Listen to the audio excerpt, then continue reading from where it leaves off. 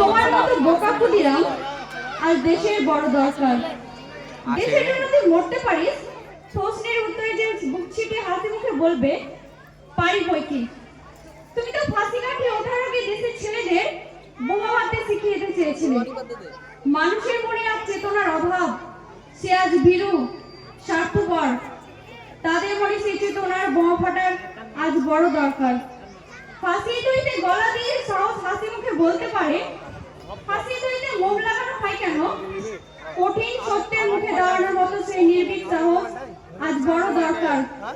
সেই কাপুরুষ স্বার্থপর মানুষের মনে সেই ভয় শূন্য, তার বোমা ফেটে জ্বলে উঠুক নির্ভীকতার আগুন, জ্বলে উঠুক সত্যের আগুন।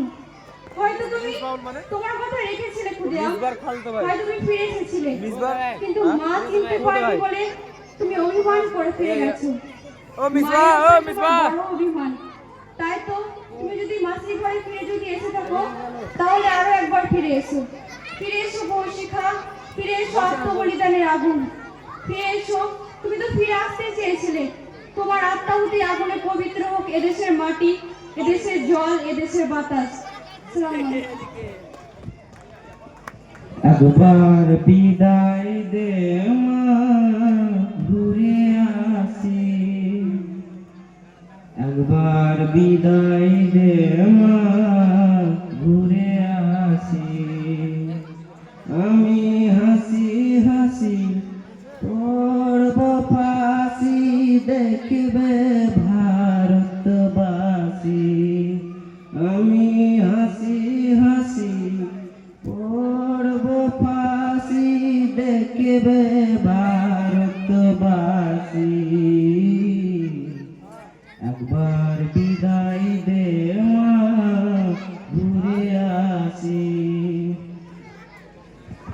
কালের বোমা তৈরি করে দাঁড়িয়েছিলাম রাস্তার ধারে মা গো। বড় লাটকে মারতে গিয়ে মারলাম আর ইংল্যান্ড বাসী। একবার বিদায় দে মা, ঘুরে আসি। শনিবার বেলা 10টার পরে জজ কোর্টেতে লোক না ধরে মা গো।